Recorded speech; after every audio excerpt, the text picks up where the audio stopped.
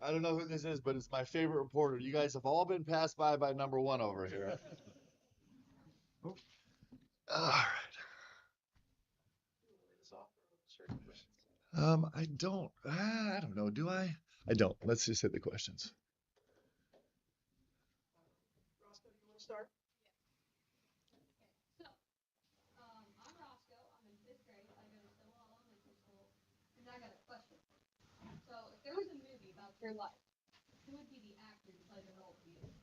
Could I hire you to do it? I mean, you're handsome, you're well spoken, you got a lot of swag, you remind me so much of myself. I'll take it. I will take it. He would make me look way better. Great question. Thank you, my friend. We know you love the analytics and all that that comes. I'm always curious, how many times during a game or how many over the course of the season do you say, analytics were telling me this, my gut tells me this, I'm going that way. I'm going to ignore the numbers. Every day. Every day. I love the numbers because they can be great teachers. But the numbers also, you can cook your books in a million different ways. And so you can actually manufacture the numbers to say whatever you want them to say, and sometimes there's a real use for that also. So it's just one part of the stew. It's something that we're always trying to dig into because they can be a great teacher, but they can also, our sample sizes never get big enough to make it a sure thing or completely reliable. Analytics are really there to make you ask more questions. But it is not a rule book. It's not a, if I think if you use it that way, you're really shortchanging all the other aspects of the game. Mark, when you were evaluating Jalen, and obviously his shooting percentages weren't last year. What did you see that made you think? You guys set this up, right? Because you're going to have me say you don't always trust the analytics, and then you're telling me to go to the analytics. So a bunch of things. One of the things that really stood out to me is there's a really useful functional shot quality metric. So what it essentially does is it kind of does a comparison and contrast between every type of shot in the average college basketball player. So if it's a pull-up two from the left wing, it will take all of those shots and kind of give you an expected value from the average college basketball player. And if it's a pull-up three in transition, if it's a post move where a second defender comes, it kind of breaks it down that way. It's kind of a shot quality metric, and it takes into account a player's history. And so one of the interesting things about Jalen was, for whatever reason, last year, he was in the 95th, 93rd percentile of players in the country taking shots in the bottom 20% of shot quality numbers. And we love when we see things like that because those are things that it doesn't depend on increased skill. It doesn't depend on hours and hours in the gym. It just relies on a new understanding, a new style of play, maybe a new environment, a new way for J-Lo to approach the game, and we can see quick, huge, massive changes when you see numbers like that. So that's one tiny slice of it. I like the way he owns his shot. I like the way he finishes shot. I like his fearless nature. All those things translate well to him being a way more efficient player. I like the fact that he can get wherever he wants, whenever he wants, off the bounce. That translates him into having huge capacity to be way more efficient. So we have big time expectations. We got to see a very similar transition from Lamont Butler. He made huge strides, like almost inconceivable strides last year, based on a little bit different but a similar trajectory. Once the guys first arrived in June, what is one thing that you and the staff nailed? Okay, this is exactly what we expected. Yep. What's one thing that maybe surprised you guys, good or bad, stuff that you're coming in? I mean, I keep coming back to this because it's just overwhelming every day. This is a competitive group. They love to compete. We have competitive souls on this group. It's interesting. I'll take Da and J Lo as examples. Uh, they're probably best friends off the court, and then on the court, they are just torturing each other every single day. It's so fun to watch. You have a guy like Colin Chandler who has grown so much, who is the most kind, mild-mannered, loving guy off the court, and he just wants to rip your heart out on the court right now. Mo Diabate is just has brought this beautiful, competitive, bully mentality to our team. I could go on the list. So that you know that's been really fun. I do think one of the things, I think we're way more mobile. I think we're really, really mobile at all five positions. And I think we have a ton of growing ball handling, ball moving capacity that I think is going to bode well for us. What's an area where maybe you're behind compared to where you were at this stage last preseason?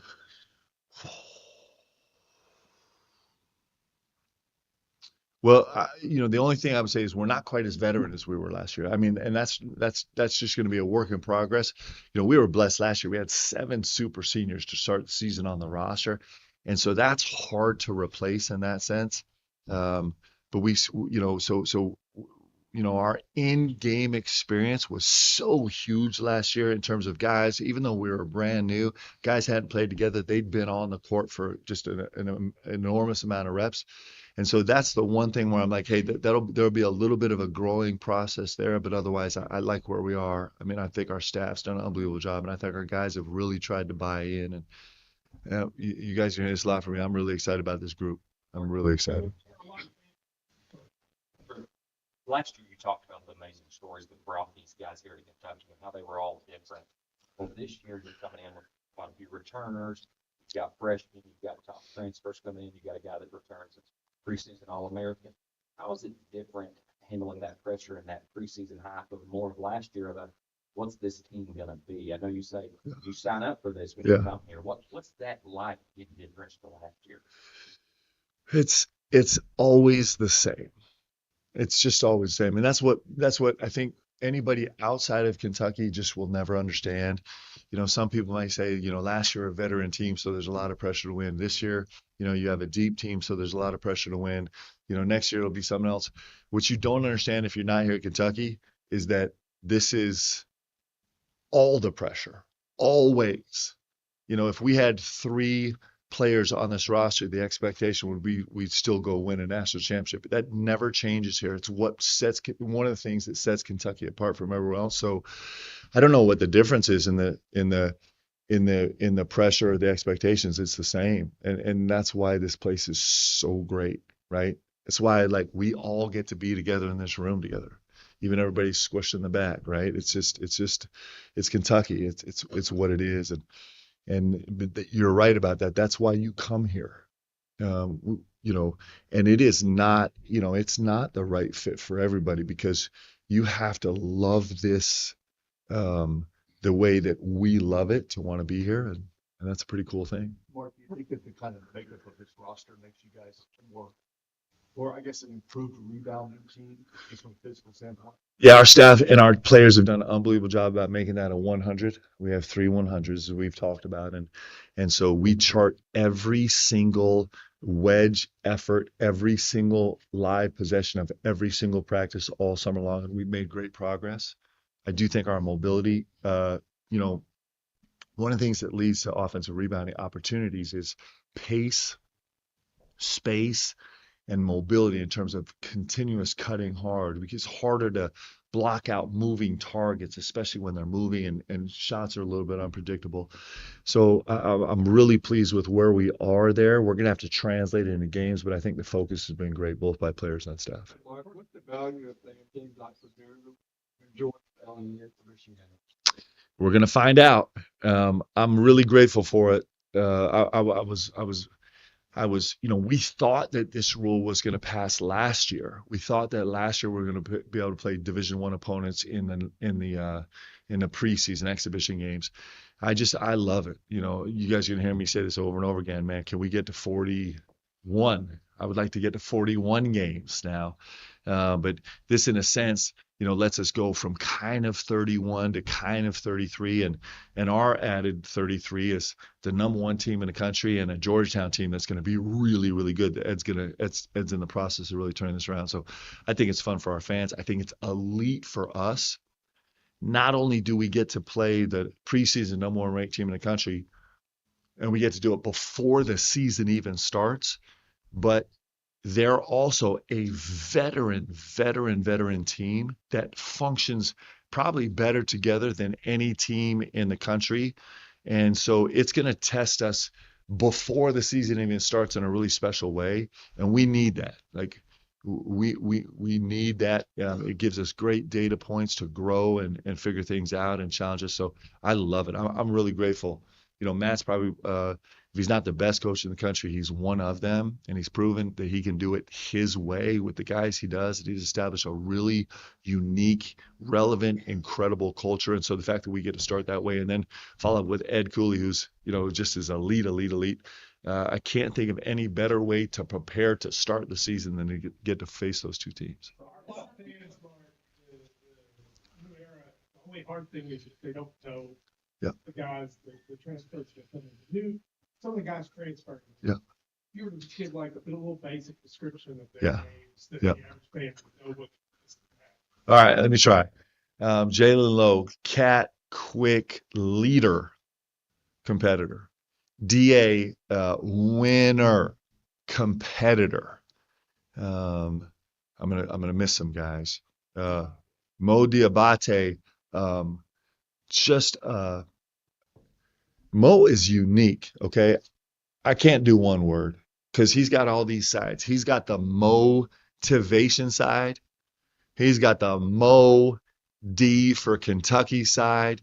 He's got the dog side. He's got the incredible, humble, faithful, devoted side. He's got that you get me a little emotional about Mo. He's got the side where he's going to protect his teammates at all costs, no matter what happens, ever. Like this Mo Diabate special. Cam Williams is so fascinating to me right now because he's a shooter. You guys know what that feels like for me. He's also, in our last scrimmage, he doubled up every other player on the floor on the glass. It was a 10 rebound guy in just 16 minutes of play. He's got a capacity to be an elite level defensive player. He's learning how to get downhill and make plays, but man, he just got a high ceiling and just a quiet swag about him. Special. Hold on. Who else did I miss? JQ. I've talked a lot about JQ. You guys all have a sense of JQ, right? Yes, I could tell stories for days about him. He just was at the house. This got so depressing.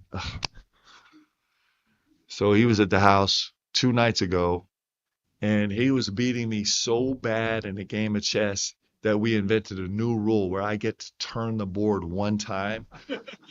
So he was beating me so bad, I'm like, okay, freeze. I'm going to turn the board, and you have to play my position. I'll play yours. And the best I could come out of it was a draw, barely. So, I mean, this JQ is stories for days. Reese Potter, guys, is a big-time basketball player. And we're really blessed to have Reese Potter here. In this time of rev share and NIL being such a huge part of this, Reese Potter was a guy that said, you know what, I'm coming to be a part of Kentucky, and he has given us so much. Like, he's really special to me. He's a big time player. He's gonna have a great future in this game. Anybody else? Who else? That's it. Okay. You talked about this again. Just what kind of steps did you take this summer? Kind of where do you evaluate for yourself right now? Yep. Yeah, so it's all the things. So, we spent a ton of time evaluating last year. And, there were some personnel changes that hurt us defensively. The first half of the season, we were really good defensively. And then we just had a major follow-up. Part of it was personnel driven. Part of it was scheme driven. And so we've attacked that on like 3 different sides. So we'd like to find a way to be way more aggressive. We want to force teams to be more uncomfortable, and you can do that a bunch of different ways. And we're really trying. We're trying to push up the boards more. We're going to take shots, to extend the floor more. I think positionally, I think we've addressed some mobility things that were tough for us, even though we might be a little smaller than we were last year. And then just in our practice time, just kind of the urgency of it, we've redefined roles on the staff, on the team, and tried to do a major overhaul. I think we're the 51st ranked defensive team in the country. We'd like to be top 10, and that's a yeoman's task. We'd like to be number one, but if we can slide in that top 10 space, it's going to serve us really well. But that's going to be an every second of every day pursuit. Yeah. Yeah, I actually, it is, it is so painful to squeeze these into the schedule. Like just this morning, I had I had Denzel Aberdeen for a meeting, and I was double booked, and so we canceled the other event to have his time. It's hard. I mean, the day gets really. And sometimes we're doing late night and early morning meetings, but um, it is, this is Billy Donovan, man. It's not preparing practice for the players, it's preparing players for practice. And one of our keys to this season is going to be that all of us stay fully engaged. It's going to be one of the great challenges for us this season, and that we all are kind of chasing the same vision. And so this individual time is really important. And the trick is, it's the thing that I love most about coaching. And so, in that sense, maybe it's really selfish, but I think it's really valuable, and I think it's important. And we're going to fight like crazy to keep it alive all season long.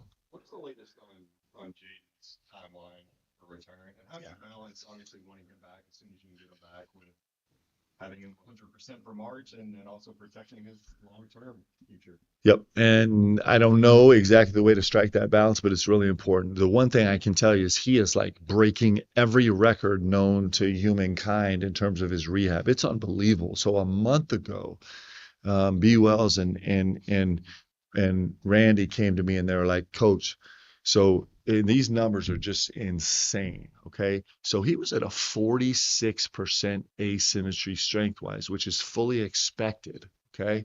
And then it was a month, 5 weeks ago, they came to me and said, Coach, it's down to 3%. And not only is the asymmetry down to 3%, but he's 20% stronger, basic kind of in his full leg functioning, both legs, than the average same body type, same size NBA player right now, kind of going through the Kangatech data. That's crazy. Like, this dude is a big, strong, hulking, brilliant, humbling for the head coach player who's going to be really fun to coach this year. So time-wise, he's just going so fast, but we are going to proceed with extreme caution, because as fast as he's recovering, there's a balance that we're trying to strike where he's got an incredible future in this game, and we're going to make sure he gets every opportunity to help this team be great, and also have an opportunity to go on and do all the great things he's going to do after Kentucky. Somebody's very innovative, political trick. They call it basketball. We're all a little bit lemmings. I think watching this OKC Indiana series has got everybody kind of edge about like extending the floor and seeing what impact that has. I think that's got everyone on it. I think we're going to continue to like push the envelope on off the ball stuff. I think as coaches, we used to be really good off the ball at coaching actions. And I think what's been interesting over the last couple of years is allowing guys to be incredibly creative, taking 2 and 3 and 4 players off the ball. I think right now there still continues to be this like incredible vibe about trying to shrink the floor in weird areas and then space it and shrink it a little bit. So we're seeing all this, on the defensive side, kind of this brave, extending the floor on the offensive side, kind of this manipulation away from the ball, I think are trends that continue to kind of push forward. Yeah.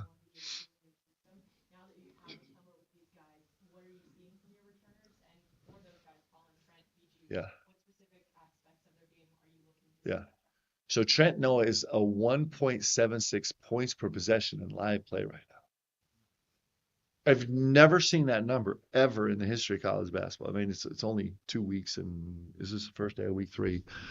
Like Trent has made a massive jump. Colin Chandler is leading the team in DIM right now in defensive impact metric.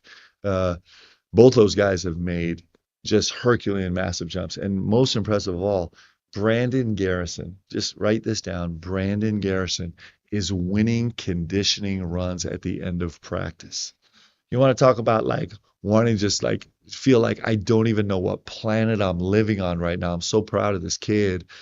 And so, watching those guys grow and Otega, of course, has been dealing with his toe, but the way he's grown as a leader, I'm just, sometimes we get confused in this game. I talk about this all the time. Sometimes we get confused because we get confused that we think that what we're really chasing is achievement, and that is wrong. What we're chasing is growth. Like it is not achievement. Achievement is like a false, fake, it tricks you. It's growth. And these returning players are actually living that right now. Growth is what brings joy and pride and belief, and it makes you walk in the room different. Achievement is fine, but it's fickle. And so out of these second year guys, man, we're seeing this amazing growth, and they feel it, man. They're different. They walk in the room different. And I love it. It's the best thing about coaching. Mark, we talked about the Pac LCB. He spoke about it a week ago at the recruiting visit. He said you guys had nice words, but he still loved you. You have any thoughts on whatever that was? Man, I want so badly to have fun with this, guys.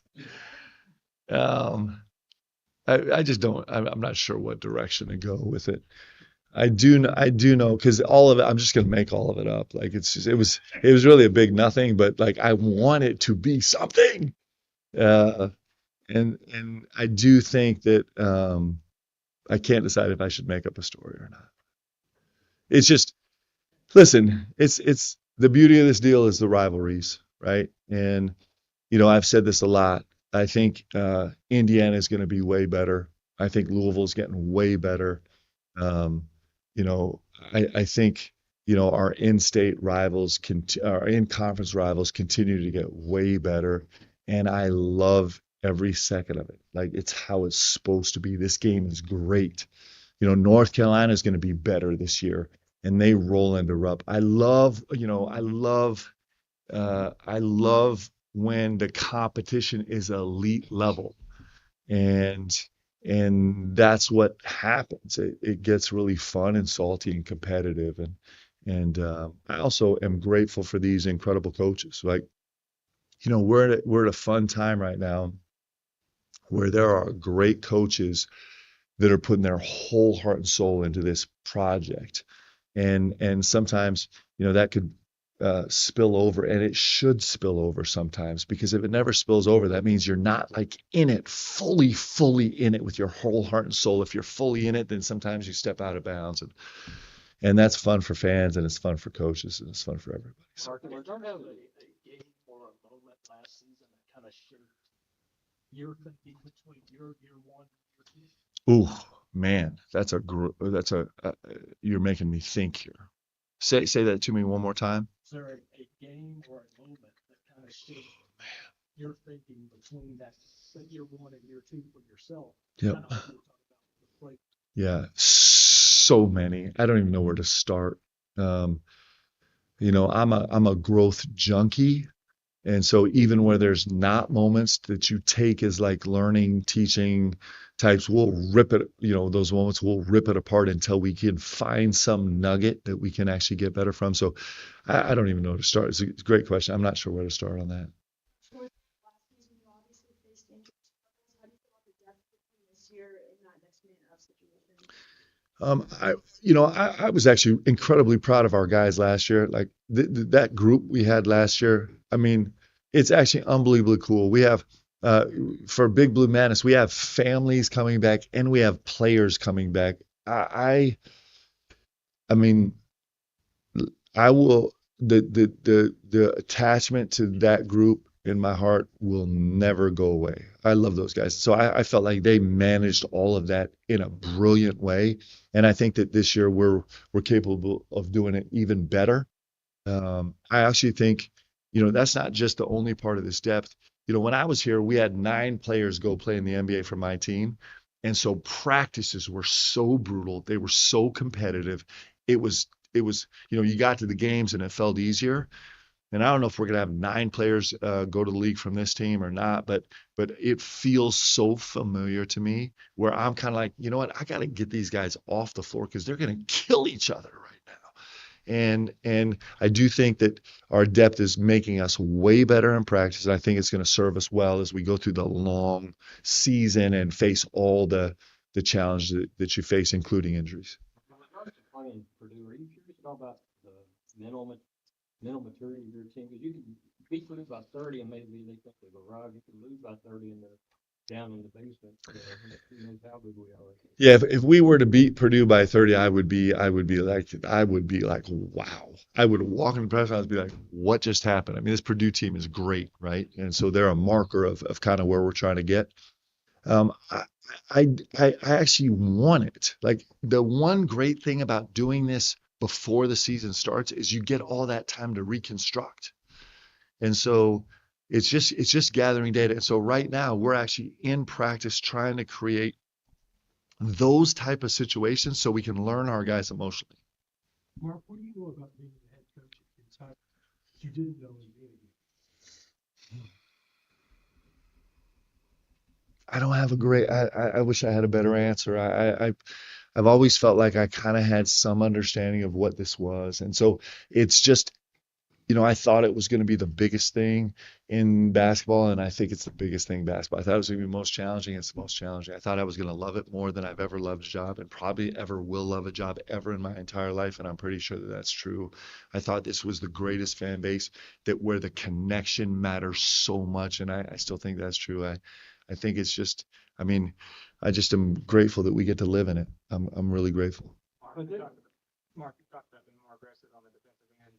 Obviously, it's the 30th year anniversary of the 916, like press, just being more athletic, Yeah. tougher, being quicker.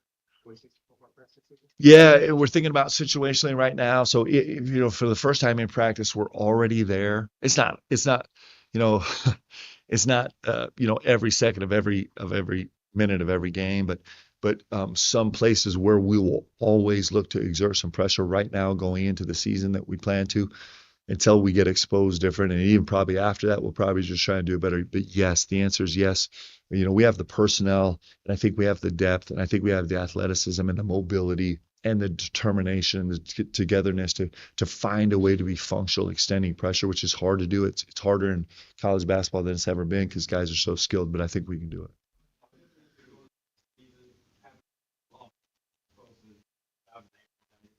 It's way different. What's incredibly fun? It's not just my returning players that are growing, but it's our staff that is growing so much. As a head coach, you do your best on short um, and limited information about kind of positioning guys in the responsibilities where they're going to excel the most. And then there's also this growing process of like a year ago at this time, our staff still had so many questions about like, well, what do you do with this and how do we do this and everything else. And now I feel like we've gravitated guys more into the places where they can be stars on the staff. And we still have so much growth to accomplish as a staff, but I feel like we're in a way different spot, and I'm grateful for that. I think we're functioning well together. I did specifically about recruiting fronts, but just one year into this, as you and your staff to extend yourself on the trail and bring guys in on campus and visit guys in your communities. Can you speak a little bit to what that experience is like and also how receptive recruits have been to the method now that they're 1 year film on what you can listen to? Yeah, it's I think the process is even more fun than it's ever been. I'll continue to say that it's the most important part of this process for us is not finding the best, highest ranked player. You'd be shocked at how many times we end up mutually walking away because we know what Kentucky is, and finding the right player here is it's not, it doesn't amount to the sum of just going to find the whoever someone is ranking the highest player. And you can't know that before you get deep into the recruiting process. Like there's a the recruiting process actually is, I love it so much because you the most important thing is that you get to know each other and understand like what is really driving a player, and a player needs to understand what's really driving a program. And it's not about for me at least, the way we want to do it here at Kentucky, it's not just about kind of ignoring that part and just grabbing the right talent. Our locker room again this year is special. And I'm telling you that translates. It's a winning formula. And it also represents this place really, really well. And so all of that said, that's why recruiting is so fun for us. Because even the kids that we recruit really hard, that it ends up that this is not the right fit for them, like we've had a chance to build a great relationship. That this world is so small, so we're going to cross paths 100 times. And I love the recruiting process because it gives us the opportunity to know these incredible young men and their great families and build relationships that'll last. And I love the guys that are actually ending up here because I think it fits. Like I'm telling you, our locker room could be really complicated right now, and there'll be times this season where it is, but man, the heart of this deal is a bunch of really incredibly special guys that it may be challenging for some programs to have a group of guys where representing this university, representing the people of the Commonwealth, representing this Kentucky name, where that's secondary. It's not with our group, man, and that means something to me. How do you build those relationships in your recruiting portal such a short a week? I think you just as honest as you can. So you every recruit that I've ever recruited will be this will be familiar. Is we're talking about that. Come on, you know, disagree with me, argue with me, ask me the uncomfortable question because that's when we know we started talking. Like that's it.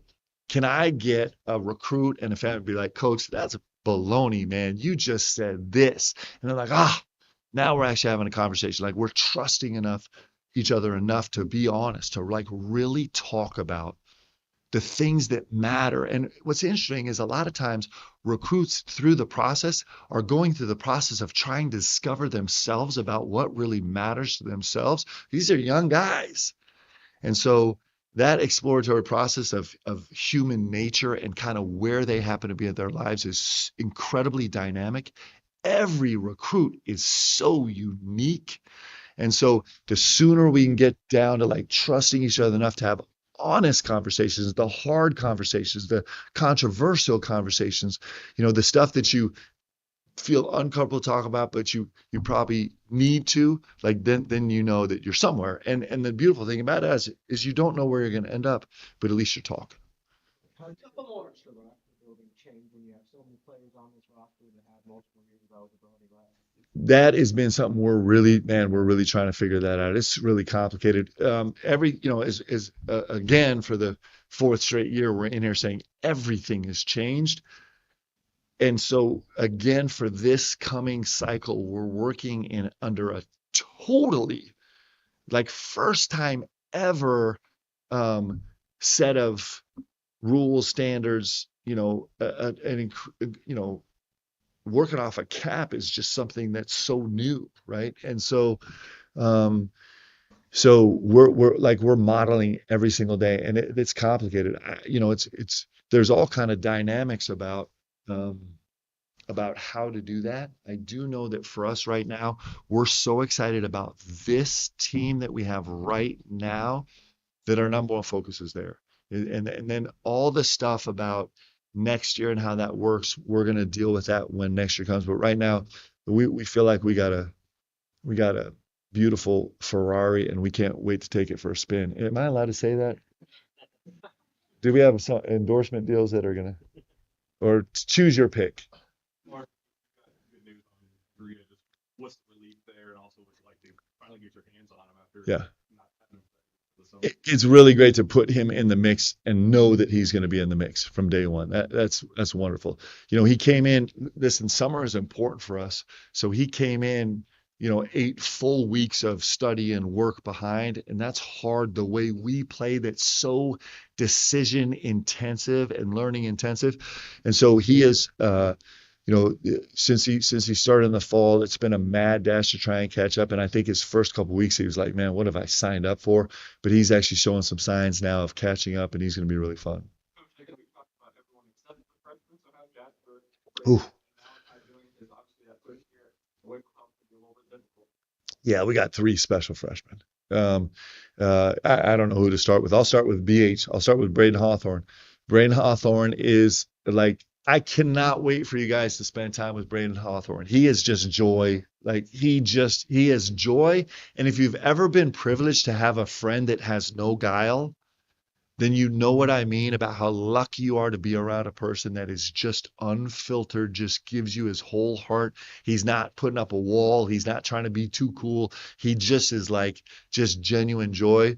I love this kid. And his ceiling, like, Tayshaun Prince came and visited us a couple weeks ago, and I looked at those guys standing shoulder to shoulder. I'm like, my gosh, like, right now BH is actually just a little bit broader than Tayshaun, which is crazy. But this Braden Hawthorne, he's built special, and I think he's got an incredible upside. Jasper Johnson, I can't tell you how proud I am of him. The intentionality with which he's trying to grow in the places that might not have been his strengths. Like he is digging in on the defensive side and like trying so hard to buy into what we're telling him this game is going to demand of him this season. He's doing an unbelievable job, and he's become he's become a much more consistent shooter as well as being dangerous, and his percentages are really good right now. And so I'm incredibly proud of his focus, and he's growing every single day in important ways. And Malachi Moreno he walked onto the court and was a presence from the very second he walked on the court. And he's going to have some growing pains because he's a freshman, but his impact is incredible. Like he is, he's I'm trying to remember if I'm saying these numbers right. He's in the high 70s, low 80s in terms of field goal percentage right now, and he's our leading rebounder on the team. And he just is a dominant force inside, and his communication skills are growing, and he's got a chance to be really special in a list of bigs that have been incredible here at Kentucky.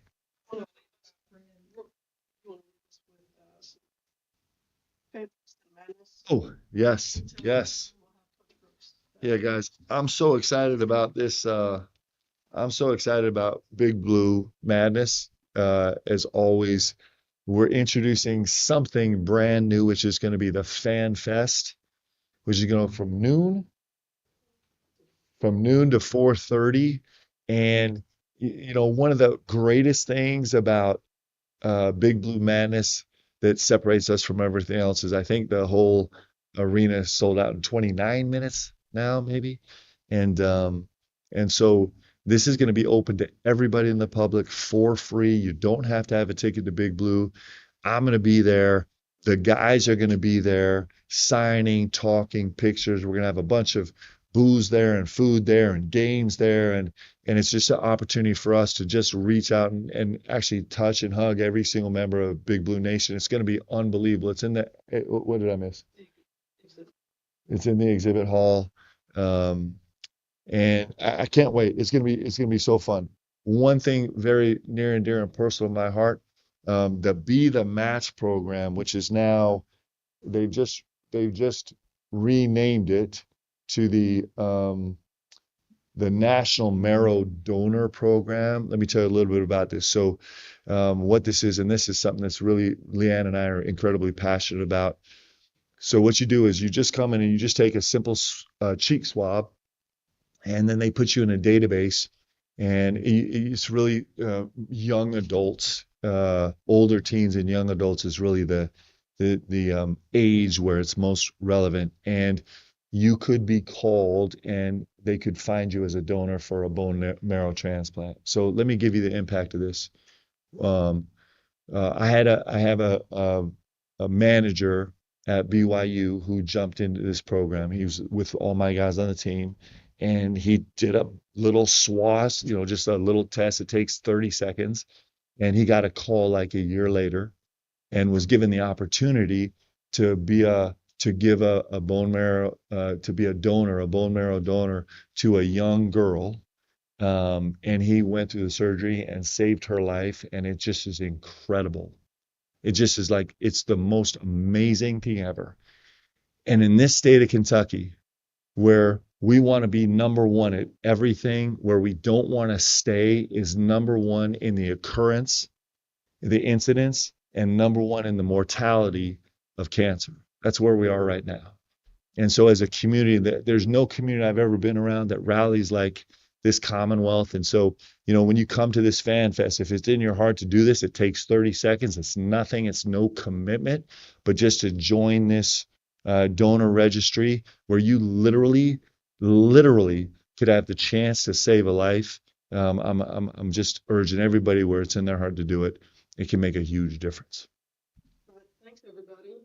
Awesome. Thanks, guys. Walk in, and then Tammy and Evan will escort you to the gym when it's time to hit the players.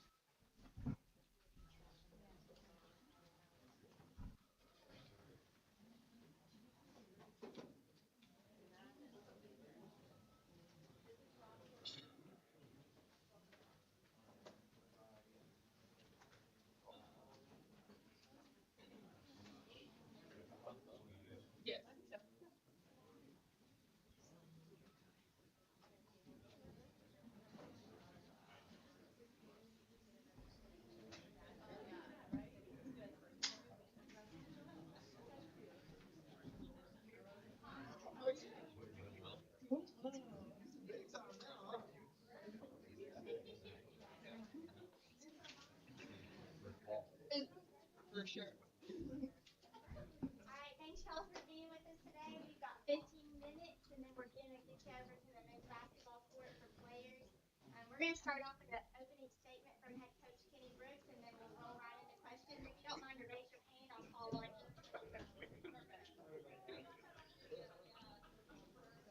And as soon as Vanessa gets set up, we'll start off with an opening statement.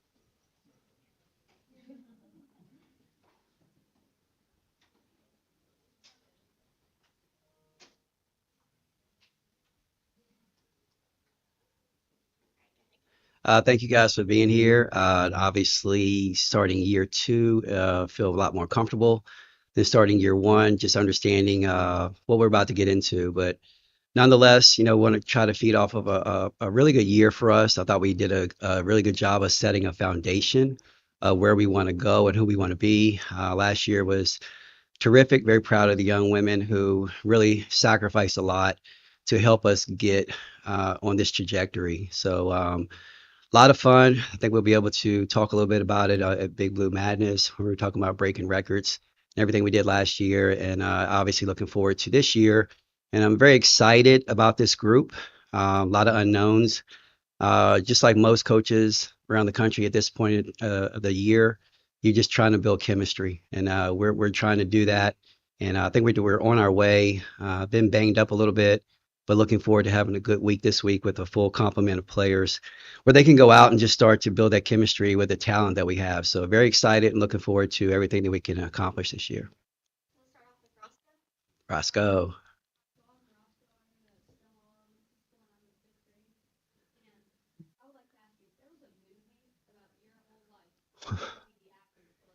Ooh. If you had asked 5 years ago, I might have said Will Smith, but now, let's just keep it safe and say Denzel couldn't mess up a movie, so I would say Denzel Washington. Yes, he is. He's fantastic, and I think I look like him a little bit. A great question, my man. Great question. We'll go Jordan, Caroline, Sierra, Mark, and then we'll reset.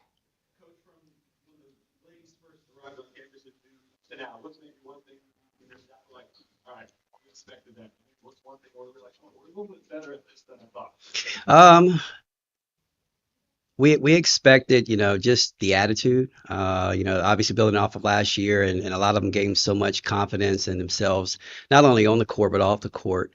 And they came and they came to campus. They were ready. They were ready to get to work, and their attitude, the returners' attitude, has been very infectious to the newcomers. And hey, this is how we do it. So I've been very proud of that. What I didn't expect is they seemed taller than I remembered, before they left. This is probably the tallest team I've ever had in my 25 years of coaching, and I think we're going to be able to use that to our advantage. Just because obviously we might not be the quickest team, but like last year we led the country in block shots, and I think we have the catalyst to still do that again with Tiani Key and Clara Strack, holding down the middle. But they're very tall and they're long, and so we're looking forward to using that to our advantage. Coach Lee, speak to what it's been like to build your relationship up with Tony Morgan. You know what? And I think first and foremost, I said it early, I didn't want Tony to feel like she had to be Georgia. And although we reference Georgia a lot in our conversations, just because Tony and I only have, less than a year to build that chemistry. And so the blueprint has been what Georgia provided. And to Tony's credit, she has been magnificent as far as like just understanding it, welcoming it, watching. We watch film of Georgia, and not just to praise Georgia, but Georgia did it in a way that Tony wants to learn how to do it as well. So I commend her for just her coming in here, hearing Georgia's name a lot, but not letting it affect her, and knowing that she's still going to be Tony. And we're excited for what she's going to be able to bring to us, because she can do some things that Georgia couldn't do. So it's up to me to tap into those resources, and I'm excited for what she's going to be able to do this year. Coach, could you just talk about how last season going in, you didn't have two key pieces that you intended to have in Obi and Angela. Just talk about entering this year, having them, and also how them sitting out could have also been a benefit because they've been able to assist. Yeah, first and foremost, just to see them out on the court, it just warms your heart, because you know how hard they worked after being devastated with the injury and not being able to play. So they really poured their energy into getting better and getting back out onto the floor. Jordan has looked, really, really good. She's probably close to 100%. Dom is still working her way back with confidence and whatnot. It takes a while for that injury to to get better. But just having them both on the floor, it was painful for us last year not to have them. But it's also a benefit, for them to be able to have watched last year, to understand what the system is, can add some of their expertise to the newcomers, and they've both been beneficial to us, and now they're going to provide depth for us. Kenny, obviously Clara had a great year last year. Where have you challenged her? What is her challenge? Because she's the player. Yeah. The beauty is, I think she's challenging me. And I always tell them, if they want to be great, you have to meet me halfway. And, this kid, she's done everything that I've asked her to do in a short amount of time. And even though we put so much pressure on her, and rightfully so, because she deserves it, she's earned it. But then sometimes I have to reel myself in and say, hey, look, she's still 19 years old. She's only supposed to be a sophomore this year, and she's well beyond her years. So what I mean by she challenges me, every day it's like, okay, can we get an extra workout? Can we get extra shots? Can we do this? I don't ever have to ask her, and she's really compliant in that, because she wants to be great. She's a fierce competitor. She's gotten better, and I think what you guys are going to see this year. So if there are traditionalists out there and they're talking about post players, and you want me to put her on the block and let her bang and throw up some, 2-foot layups, it's not going to happen. She's kind of like a new age center in the way that the game is evolving, where they can do more than just go down on the block. We've got plays, we've got some opportunities for her to bring the ball up the floor. We've given her the green light. Okay, if you get a rebound, hey, let's go with it. We're doing things unorthodox, where instead of her always setting the ball screen and rolling, she's getting the ball screen set for her, and she's coming off of it because she's such a dynamic passer. I think she's one of the best passing post players in the country. Now, what she has to be ready for is that she's not going to sneak up on anyone. She's going to be the focal point of everyone's scouting report, and I think that she's ready for that. And she's had a phenomenal summer. She's gotten a lot better. She's shooting the three ball as well. as anybody on our team right now. And I just think you're going to see her continue to develop and to have a 6'5" mobile center who can do a lot of different things. We're going to take advantage of it, and that's going to be our way of being a hard guard. But very proud of her and what she's been able to accomplish in a short amount of time.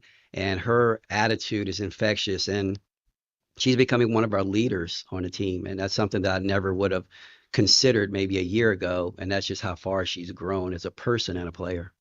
Four more, and that may be it. Brad, Lindsay, Michelle, Kai, and then we'll sweep Maggie in and then call it a day. Hey, Coach. Hey, Carol, just talk about her and what she brings, her size, her shooting, things of that nature. She's a freshman. Best thing about freshmen is they become sophomores now.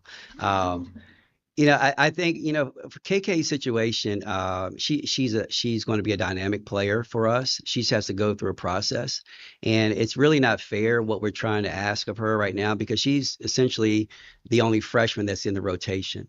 And so therefore she's playing with a bunch of seniors and people who are really trying to help lead her.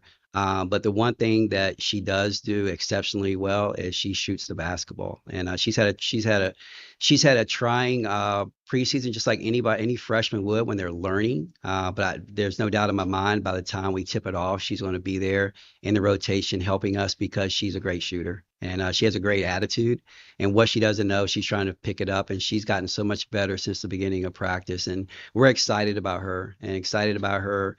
She has an infectious attitude. She wants to work hard. She shoots the ball exceptionally well, and she's going to be a nightmare for other people when we put her in the game because she's going to really stretch the defense. And so I'm excited about her and what she's been able to do, and she's going to be a big part of our success this year. Talking to Tiani over the summer, she just seems so much more confident, and a lot of teammates mentioned her as somebody that stepped out as a leader. How have you seen her kind of come into her own in year 2? Well, I think it probably in the year 2032 or so, she's going to run for president of the United States. That's how much she's grown, and her confidence has just blossomed. And she walks into a room, and she commands the room. We're down on the floor. If Tiani opens her mouth, everyone listens, and it's a major step from where she was at this time last year. We were just trying, begging and pleading for her to be her own cheerleader. And now she's really commanding the room, understands what we want, how we want it done. I think she's going to have a tremendous year. I really do. She plays with a lot of confidence. Again, her versatility, just like with Clara, our forward center combination, it has to be one of the better ones in the country, just because of their experience, their height, their mobility, what they can provide, and we're looking forward to utilizing it. But very proud of Tiani.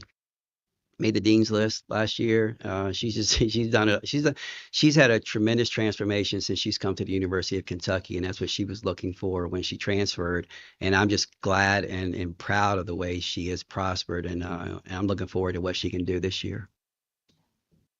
What have you seen from her? I know you talked about her leadership, but the work she put in this summer and as she's approaching year 2. She's put in so much work to expand her game, to fine tune her game, to be confident in some of the things that she hasn't done well, and because of that, and because of her work ethic, we've kind of given her carte blanche. Just go, just play. If you make a mistake, it's on me. If you make another mistake, it's on the other coach. And we want her to just play with confidence because when she does, so many things, so many wonderful things can happen. And when she's playing like that, and it gives us an opportunity to beat anyone. And we want to give her that opportunity to grow because we think that we'll benefit from it. I think she'll benefit from it. And no question in my mind that she's going to have a year that's really going to be one that's going to be impacted not just by her play but by her leadership, and that's just as important to us because I half joking said she's going to run for president, but she could, and because she's that striking of a personality, and everyone wants to follow her. Good. We're teams when you look down the roster enough to have that second unit. How relieving is that after last year, and also how important is it in the sport of college basketball to have the things like that? Yeah, it's very important. I looked through box scores throughout the NCAA tournament last year, and the teams that really survived at the end were the teams who are deep enough. There were a lot of teams only playing seven. And we wanted to be one of the teams that not only do you not want to wear your players down throughout the regular season, but you want to have that depth so that you can just have options, choices. And we carefully went through the portal and we wanted to get the right pieces. We didn't want to just assemble a group of talent and put them out there and see what happens. We wanted to have pieces, and when we did that, we got, Asia Boone, who is probably one of the better shooters in the country that can help stretch the defense. Josie Gilvin, she brings an unorthodox style to our philosophy, where we kind of guard the paint, where she does a really good job of anticipating and playing defense and causing havoc all over the place. And I think that's going to be good for us too. So, and then you talk about KK, the addition of KK. But you look at a lot of our players. We talked about Tiani, we talked about Tony, we've talked about Jordan, Clara. The one that you guys really need to watch out for is Amelia. And Amelia has walked into the room like, okay, she busts down the door like, here I am. And she's got the green light. She's shooting the ball exceptionally well. I think she grew an inch over the summer. But she's playing, out of her mind. So you get all those options right now, and it gives us a chance to go out there and compete with anyone. And that's all we ask for is an opportunity to compete with anyone. But having that bench is going to give us that chance. Last year around this time, you told us you were maybe a little worried that he was going to be too nice. Yeah. Talk a little bit. What can you tell us about the personality of this group? They feel themselves a little bit now. Tiani, Clara, they command that they have a presence now, and pretty much the rest of the group follows their lead. And Clara, I know she looks like she's quiet, but she's feisty. And then Tiani is my I wouldn't call her an instigator. She'll get everybody going, and everybody wants to follow suit. So we still have some ways to go. They're still learning each other. They're a little timid around each other because they're a little nervous to hold each other accountable. But once they continue with the chemistry part of it and they start holding each other accountable, I think their attitude will become more infectious and they'll have a little bit more of a swagger. We talked a lot about how players grow and the games that they make. But can you talk a little bit how you've seen you grow as a coach and how you challenge yourself to be better? You have to evolve. You really do. This is year 24 for me as a head coach. And if my players from James Madison would come watch a practice, they would be like, "Who are you?" Even my players, from my previous spot, they would say, "Who are you?" And you have to learn how to evolve to reach young people, with still getting your point across. And I'm a totally different coach, totally different coach. Um, you really think about the things that you want to say, how you want to say them to get your point across, because it's a different generation. But still, I think we have an opportunity to be an impact on them, and it's different, and the transfer portal changes a lot, because sometimes, if you're hard on a kid, you're wondering, okay, have they checked out? Are they going to go somewhere else because they have easy options to do so? But I think you just need to be true to yourself. You need to be true to yourself and knowing that you have the opportunity to impact young people's lives. And I take it as a responsibility because I have to continue what, their family started, and raising them and still holding values and whatnot. But at the same time, it doesn't always work because you can't give everyone what they want, and whatever that situation is. So you have to really do what you think is best for the program, whether it looks right or wrong.